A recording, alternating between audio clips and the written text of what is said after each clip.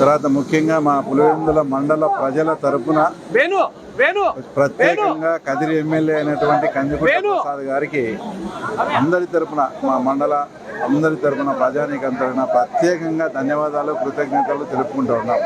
ఎందుకంటే ఏదైనా ఒక మంచి పని చేసేటప్పుడు ఆ మంచి పని చేస్తే వీళ్ళకి చాలా మంచి పేరు వస్తుందని ఇక్కడ లోకల్గా ఏదైనా కానీ ఇబ్బందులు అడ్డంకులు కూడా సృష్టించేదానికి కూడా ప్రయత్నం చేశారు.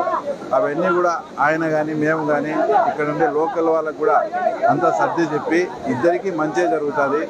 ఏమి అంటే మా ఇద్దరి మాట మీద అందరూ కూడా రైతులు కూడా బాగా సహకరించి తర్వాత ఈరోజు ఇంతటి మాత్రమైన కార్యక్రమం ఈరోజు జరిగిందంటే దానికి ముఖ్యంగా మరీ కందికుంట వారికి కూడా ప్రత్యేకత కృతజ్ఞతలు తెలుపుకుంటూ ఈరోజు మాధవమ్మ కడప ఎమ్మెల్యే గారు ఈ కార్యక్రమానికి ప్రత్యేకంగా ఎందుకు రావాల్సి వచ్చిందంటే మొన్న జరిగిన జెడ్పీటీసీ ఎలక్షన్స్లో పెద్ద ఊరైనటువంటి నల్లపరెడ్డిపల్లి గ్రామం అంతా కూడా కడప ఎమ్మెల్యే గారే ప్రచారం చేశారు. ఆమె ఏ ఇంటికి పోయినా కూడా మాకు అక్కడ నీళ్లు ఎర్రబెల్లి చెరువుకు నీళ్లు వచ్చేట్టుగా చేయండి, మా ఓట్లన్నీ కూడా మీకే వేస్తామని అప్పుడు హామీ ఇచ్చారు.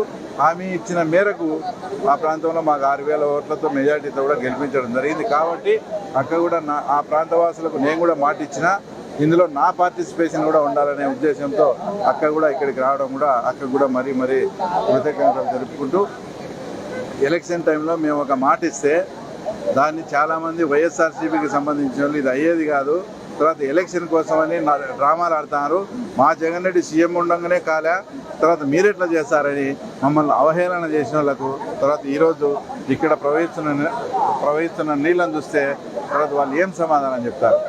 ఒక చిన్న పని అసలు మాకు మొట్టమొదటగా ఇది లీకేజ్ వాటర్ అయి వంకల్లో పడి వచ్చి చెరువు నిండుతానంటే ఆశ్చర్యపోయి మేమంతా చూని వచ్చాం. ఆ ప్రజలంతా చెప్తే ఇక్కడ చిన్న వెంటు పెడితే ఒక 30 క్యూసిక్లు, ఈరోజు మేము 150 నుంచి 250 క్యూసిక్లు కూడా ఇస్తాం. మాకు కావాల్సింది 30 క్యూసిక్లే, మిగతా 200 చిల్లర అంతా కూడా కదిరి కాన్స్టిట్యున్సీ వాళ్ళు వాళ్ళ చెరువులు నింపుకునేదానికి ఉపయోగపడతారు. ఇంత చిన్న పని ఒక 5-6 గంటలు పనిచేస్తే అయ్యే పని కూడా జగన్మోహన్ రెడ్డికి ఇన్ని 30-35 ఏళ్ళ నుంచి ఒక బానిసలు ఎలాగా వాడుకున్నారో అలాగా రైతాంగాన్ని వాడుకొని వాళ్ళయ్యా మాకు ఆ తర్వాత ఈ చెరువు చాలా జీవనాధారము, ఇక్కడ మీరు పని చేసి పెడితే మాకు చాలా ఉంటుందని అనేక మంది పోయి లీడర్లు పోయి అడిగినా కూడా చాలా అవహేళనగా అవన్నీ పెద్దిరెడ్డి రామచంద్రాన్ని తీసుకోవాలా ఆ టైప్లో చెప్పి ఇంత చిన్న పనిని కూడా ఆయన చేయలేకపోయినాడు.